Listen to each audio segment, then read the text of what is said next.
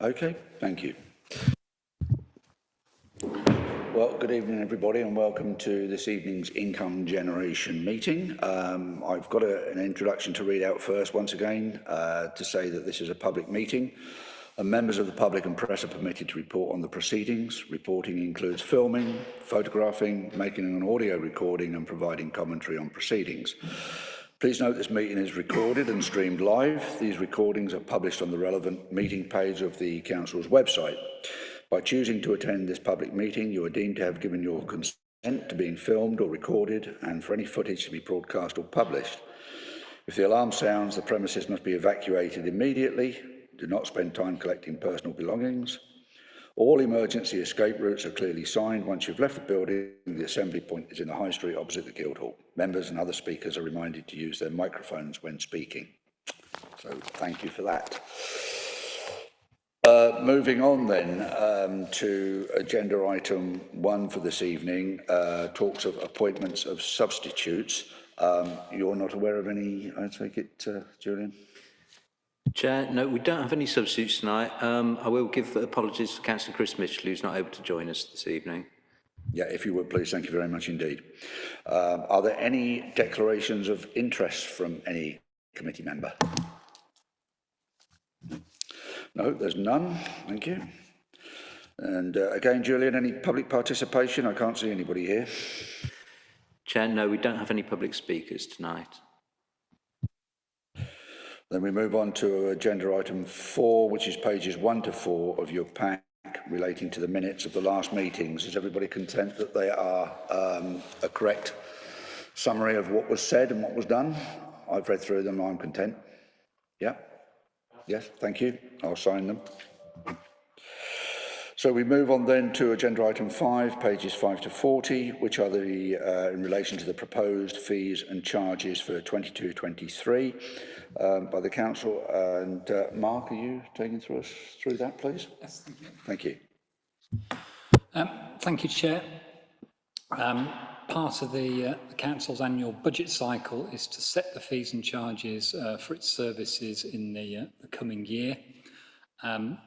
This report summarises the detail. Inevitably, there is a large appendix to this report covering all the different charges, but the summary, if you read the report, is that we've assumed a general inflationary increase of around 2%, which was the prevailing figure in the autumn when this was prepared. Since then, inflation has shown an upward tendency, and it remains to be seen whether that continues. Paragraphs 3.4 and 3.5 then bring out in 3.4 those services which have by and large followed that inflationary increase, although within that there may be individual larger increases. And then paragraph 3.5 lists those services where the charges have been maintained at their current level. Some of those are because they're statutory regulated, and others like car parking, where it's a conscious decision to keep the charge at a nil increase. The subsequent paragraphs just bring out one of the two of the specific points, including the car parking charges being frozen. So I'm happy then to take any questions, Chair, on the detail if members have any. Yeah, thank you. Any questions at all? No. I only had the one which I think I may have had the answer to already in relation to the Worcester residents annual pass. It was the I think it was no, it's not the annual pass. The the family pass that was rising by £6. But I understand this is for extra benefits that are being provided. Yes, thank you, Chair. The museum and commandery charges have been given a fairly thorough review by the service and have already been reviewed and approved by the Joint Museums Committee. And as you correctly point out, the Worcester Residents Family Pass has increased by £6, but that does also, as you say, include some additional benefits that aren't currently but the overall strategies was to try and align the various admission prices so that there was a more logical fit. Yeah, in that case, thank you very much. Happy to, sorry, Andy, yeah. Thank you. It's going back to the inflation rate that was available at the time. My sort of question is there an opportunity next year to sort of catch up, given that inflation has not just gone a little bit above the rate we're doing, but substantially so? And whether, you know, is it taken as a average across the year, or do you just look at the inflation on that in that month? And obviously there's lots of different rates of inflation, and it's obviously quite complicated, but can we play catch up, given that we're probably going to fall behind based on the sort of 2%, 2.5% figure?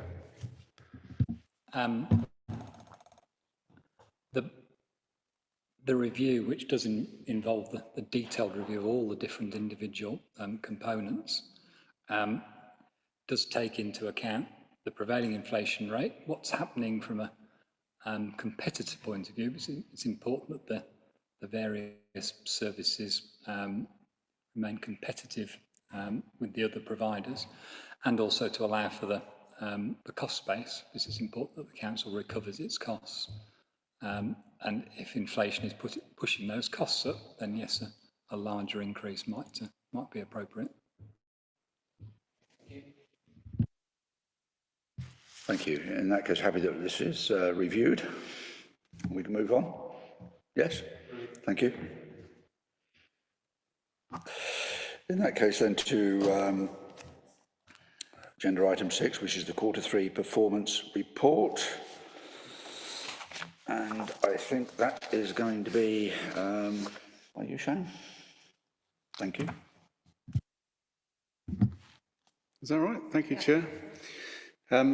Yes, I'll talk through the project elements, and then Martin will take us through where we are in terms of the finances and the monitoring, the quarterly monitoring. Just to pick out, and there are detailed comments against each of the project components, but just to pick out a couple of highlights. In terms of the first commercial strategy, I think, Kevin, we have now the agreement to transfer Shipley's from the Scala building is complete. There's still a question in terms of their planning, but that's virtually done now, yes. You'll need to press your mic if you are going to update on that. Yes, we've exchanged contracts with Shipley's. The condition for completion of that was Shipley's getting their planning consent for their alternative premises, and planning consent and a new gaming licence for those premises was granted a fortnight ago. But there's a period of, you have to go through just let the legal challenge period for planning consent expire. And I think we're lined up to complete on the purchase of the building 10th of March. Thank you. So that and the other elements of that around the Towns Fund are progressing. We'll see further business cases. There should be 4 more coming through to the next Policy and Resources Committee on that one. And there is one of those components that we'll discuss later on in the meeting. In terms of the income strategy, there are a couple of areas which we have got positive results around. So the Freedom Leisure work, we've been working with them throughout the year in terms of open book accounting to see where they are in terms of their progress and the likely management fee which we're likely to receive. And the last meeting we had last week suggested that we're coming quite close to the full year's worth of management fee. Quarters 2, 3 and 4, that is, as opposed to Q1, which of course was written off so that we could so because the government was compensating us for that element. So that's actually a positive, it's a pretty positive result. There's still a little while to go, 2 months left of that to go. So we'll see where it comes at the year end, but on the whole, that's coming back pretty well. And the business rates income, earlier in the year, that was quite struggling, but that has begun to catch up, and also in terms of the council tax income as well, has remained pretty buoyant throughout. So despite the COVID disruptions and the concerns about that, the risks haven't materialised, and we're in a reasonable place as far as recovery of those elements of income are concerned. So it could have been a lot worse. It's not been so bad in terms of that element. The third one, the sports facilities. I note that the hockey facility was due to reach practical completion at the end of January 2022. Well, we've passed the end of January 2022 and it still isn't quite completed. There's no risk to the council in that. We've given them license to occupy and use the centre. The remaining part is completion of the changing rooms, which seems to be taking a long time to just finish off. But that should be open certainly during February, and we are lined up to provide the funding which was agreed previously in the next few weeks.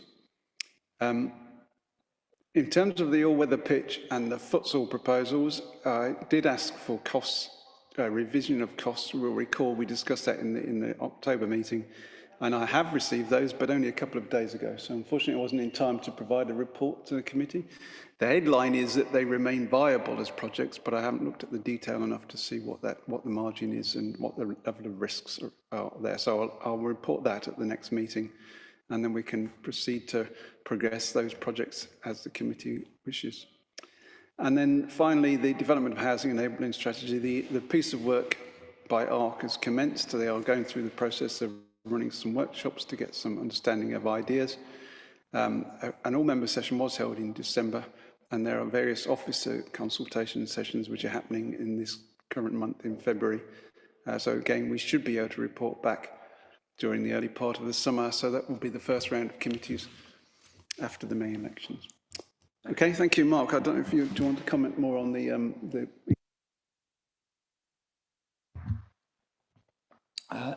Thank you. Just running through the graphs that we look at each quarter for the council's various income streams.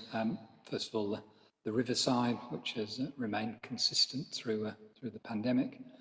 And then we come on to the Guildhall at the top of page 47, which is showing quite an interesting trend. So obviously during the pandemic and the lockdown, most of the events were cancelled and the income was very low. We then had a considerable upturn in the third quarter, so October, November, December, where a large number of bookings and the level of income has therefore increased quite markedly, which means that after 3 quarters, the value of the income invoice so far is 58,000 and the budget for the same period is 64, which compared to the fairly bleak picture earlier in the year is quite an achievement. And depending on how this quarter goes, potentially we could get quite close to the full year budget. Trade waste, the next, fairly consistent pattern here, that although the restrictions have eased, there's still a number of businesses who are either having fewer collections or haven't resumed the collections. The single biggest account is, of course, the university, and we're hoping that will pick up again as things ease further. Garden waste, as we've said before, this has been one of the income bright spots for the council. So that the year-to-date income of 441,000 is ahead of the budget and actually 22% higher than it was 2 years ago. And all the indications at the moment are that those new accounts are being renewed. And then from a property point of view, here, similar to the Riverside, the rent has continued to be received through the pandemic with no change in tenants. And then car parking, obviously significant to the council in terms of income. Full year budget, it's well over 3 million. And at the moment, for the last 2 quarters, we've been running fairly consistently at 80 to 85% of budget, which is considerably better than it was earlier in the year, but a shortfall of, let's say it was 10% of budget, still amounts to £300,000 a year. So it remains a challenge for us. And then last but not least, bereavement income. As you might expect with the pandemic, income has fluctuated here. But in the last couple of quarters has settled down and is fairly close to budget. So currently for the year as a whole, 94% of budget, which is quite positive. Moving on to the next page, page 49. Development management, planning, plan charges and so on. Interesting third quarter was actually better than budget. I don't think there's anything that should be read into that. It's just the nature of the planning income. It can fluctuate, particularly where there's larger applications. But it does mean for the year as a whole, after 3 quarters, we're 94% of budget, which, considering being in a pandemic again, is quite good. And then, last but not least, the neighbourhood income, which is mainly work done for the county council. Again, this has continued to vary, generally running lower than last year because the scope of work has changed, but we are still continuing to receive plenty of ad hoc requests, hence the income's currently greater than the budget. Thank you. Happy to take any questions. Thank you very much indeed. Yeah, Louis. Okay, on the trade waste, it's obviously lower because of reduced demand and so on because of the pandemic. Can you sort of explain a little bit about what measures we might be doing at the moment to try to get more customers and to try to sell our services? Because I can understand the demand is lower for each particular customer because they'll have less waste they're possibly producing. But what measures are we doing to try to get more customers?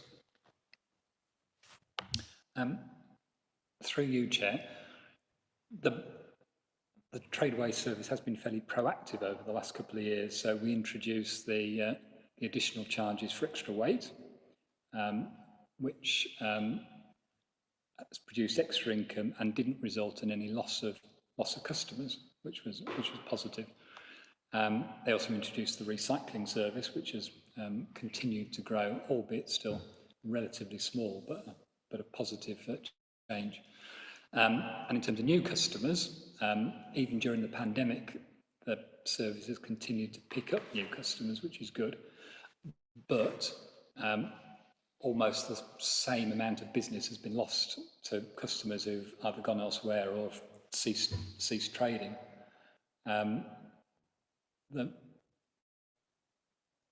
There is marketing activity, so we have done some advertising over the last couple of years to attract new customers, and the council has the benefit, unusually, of not having to charge VAT, which is an anomaly within the trade waste business, but that does give the service a competitive advantage over some of its competitors, particularly where they're serving small businesses who can't reclaim that VAT.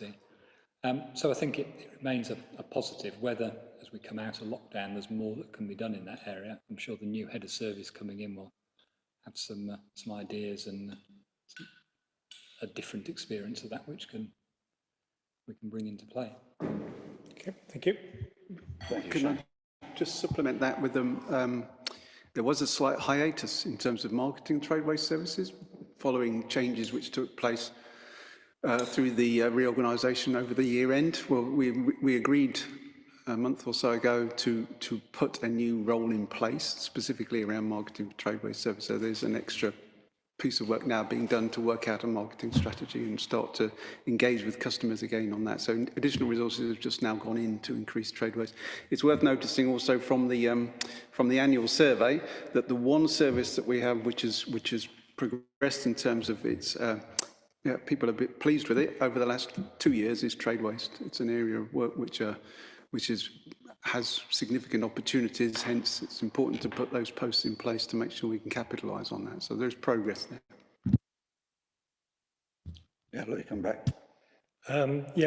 So this is obviously quite an attractive thing for us to do because we have our assets, existing refuse trucks and so on.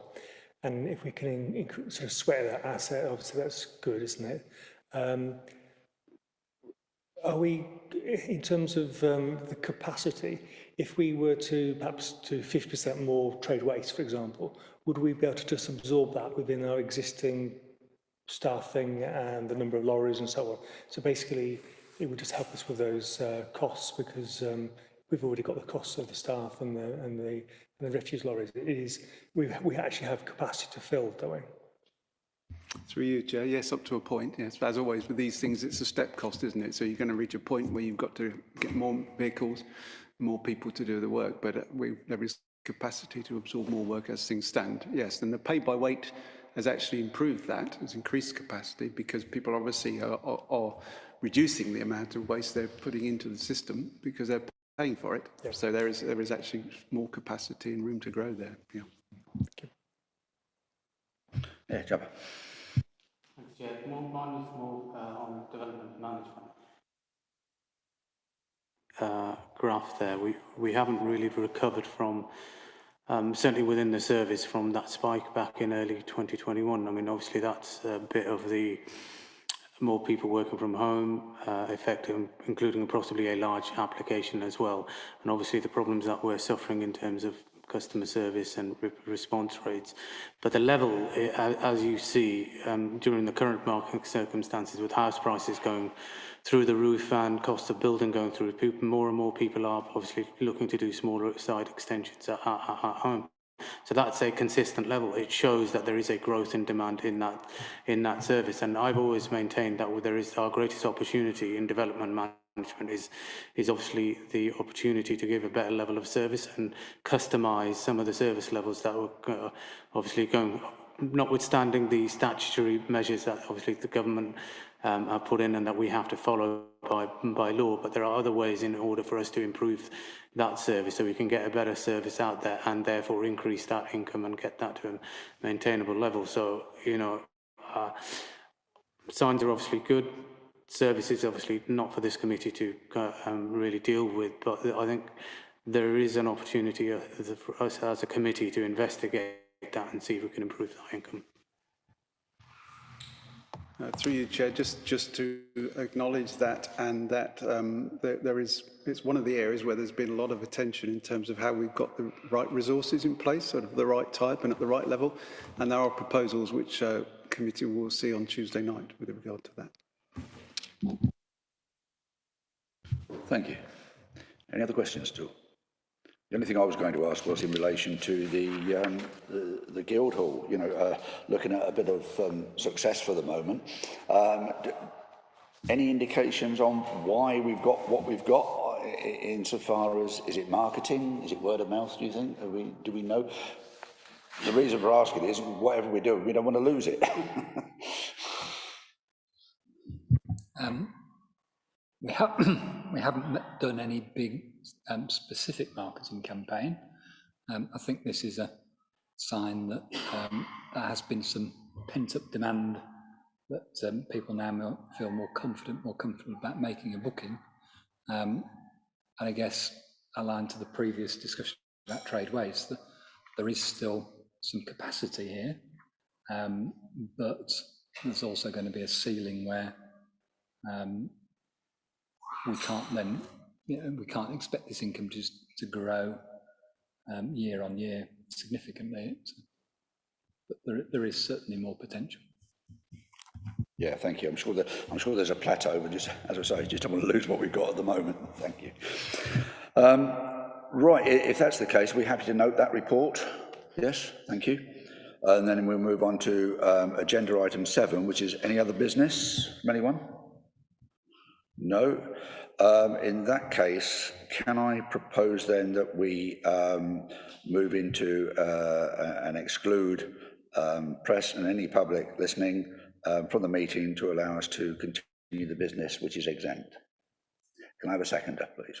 Thank you, Jim.